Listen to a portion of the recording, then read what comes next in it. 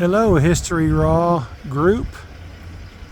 I'm coming to you from a couple of miles outside of Stigler, Oklahoma, and I am headed to the site.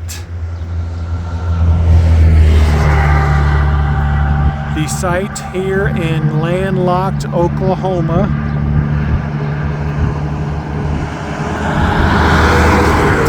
Wait for these vehicles to go by. But we live in a landlocked state, but I'm going to the site of the only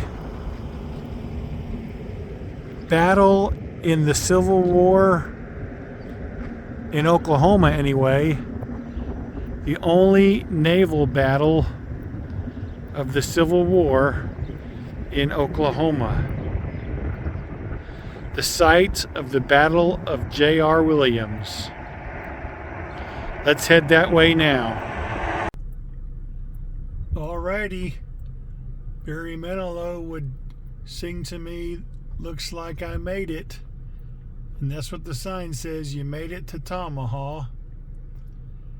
Let's go find the marker to the Battle of the J.R. Williams, the only naval battle in Oklahoma during the Civil War. Okay, History Raw group. I am coming to you from Tamaha, Oklahoma, at the boat ramp entry to the lake. Right down there, you can see where that boat ramp is, and through the trees there in front of me, you might be able to see some of the water of Kerr Lake.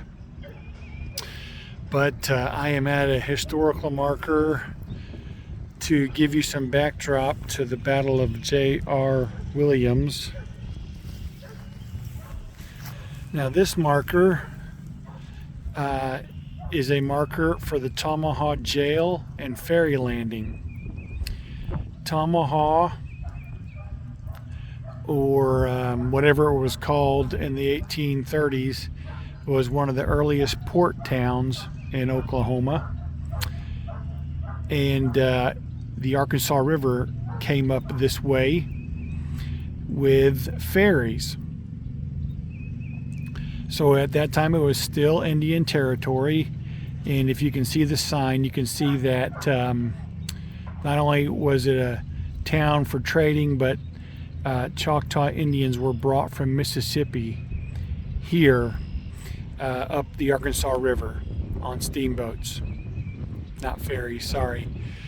And so you can see there that Tamaha developed as a port and ferry crossing around 1836. They had a post office built in 1884, and then a jail in 1886, which is still here. I'll show you it here in a moment.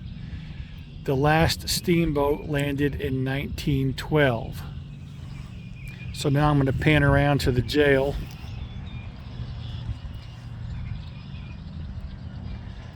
The old jail building that was built in 1886. Now there is no marker here about the Battle of J.R. Williams. The marker that I showed you earlier, as I said, is outside of Stigler. But during the Civil War, the Confederates had a good control of the eastern part of our state, which was still Indian territory. The Union Army had a hard time. At first, during the Civil War, they abandoned their forts that were in Indian territory. And so they had a hard time getting any strongholds back in the area. The few settlements that they did have, or camps, they tried to keep them stocked by wagon trains from I forget which town in Kansas, but that was not very successful. So eventually they used the Arkansas River and steamboats to ship supplies up here to the Union encampments. And in 1864, in July of 1864, General Stand Watie, who is pretty significant when it comes to the Oklahoma involvement of the Civil War, General Stand Watie, a Confederate general, and his men attacked the J.R. Williams out there in that area of the Arkansas River. And it was a victory for the Confederates, although it wasn't a major victory. That it didn't have any major outcome for the war. The only thing it really did was give a moral victory to the Confederate troops in this area. So